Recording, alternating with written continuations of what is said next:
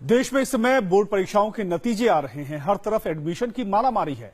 ऐसे में अगर कोई होनहार छात्र 12वीं की परीक्षा में 99.9% नंबर लाकर इतिहास रच दे तो आप यही समझेंगे कि वो किसी अच्छे कॉलेज में एडमिशन लेकर शानदार करियर बनाएगा।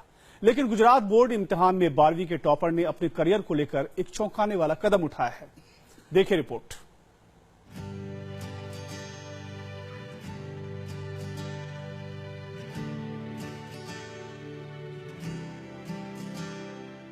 खेलोगे कूदोगे बनोगे खराब, पढ़ोगे लिखोगे बनोगे नवाब। बचपन से हम सब यही सुनते आए हैं और यही कारण है कि आज भी अच्छे करियर के लिए परीक्षा में एक एक नंबर के लिए मारामारी होती है। हर छात्र का सपना होता है कि वो सबसे अव्वल हो, टॉपर बने। जिन छात्रों का यह सपना पूरा हो जाता है उनका सुनहरा भविष्य सुरक्षित हो जाता है।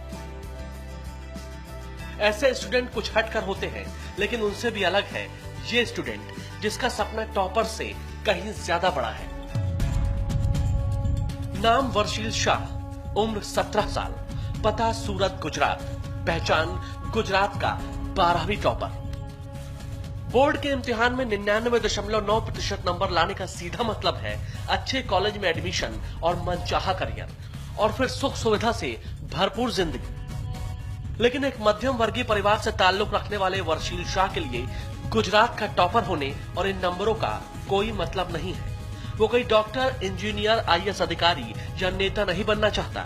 वो तो सत्य को पाना चाहता है। उसका लक्ष्य भौतिक सुखों की प्राप्ति नहीं, उसका उद्देश्य भगवान को पाना है। मैं दोनों जीवन को कंपेयर करता था, सोचता था कि ये बराबर है, ये बराबर है। फिर मैंने निर्णय किया कि नहीं, करने जैसा यही है, सुख यही है। गुजरात टॉपर वर्षील देश के बेहतरीन कॉलेजों में दाखिला लेकर अपना बेहतर करियर बना सकता है, लेकिन उसने अपने आगे के करियर की बेहद कठिन डगर खुद ही चुनी है। वर्षील जैन भिक्षु बनकर दुनिया में शांति का संदेश फैलाना चाहता है। हर व्यक्ति सुखी होना चाहते हैं, मैं भी सुखी होना चाहता था। मैंने दोनों जीवन शैली को देखा, दोनों को कंपेयर किया, तो यहाँ पे देखा दीक्षा जीवन में, तो यहाँ पे एक भी सामग्री नहीं है। और जीवन ऐसा कि किसी को आप दुखी भी नहीं करो, कोई पाप भी ना लगे, कोई चीज़ भी नहीं है, कोई पदार्थ भी नहीं है और फिर भी खुश रहने का, और वो भी पहले दिन से। पदार्थ सब इकट्ठे करने में पूरी जिंदगी खत्म हो जाती है। सुख सामने होता है, मिलेगा, अभी मिलेगा, अभी मिलेगा, लेकिन सतत दुख ही मिलता है। सुख तक तो कोई पहुंच ही नहीं पाता है और जीवन समाप्त हो जाता है। दरअसल वर्षील 3 साल पहले जैन मुनि श्री कल्याण रत्न विजय जी के संपर्क में आया था। इसी के बाद वो आध्यात्म के रास्ते पर मुड़ गया।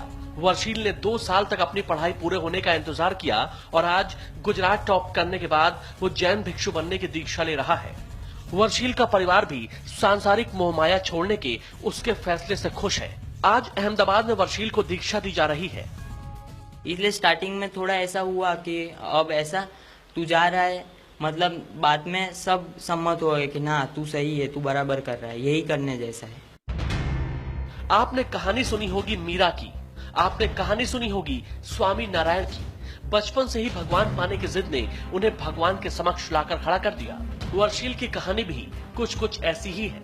इस कहानी में सत्य की खोज है और पूरे संसार में शांति फैलाने का उद्देश्य है। शैलेश चापानेरिया, इंडिया टीवी, सूरत।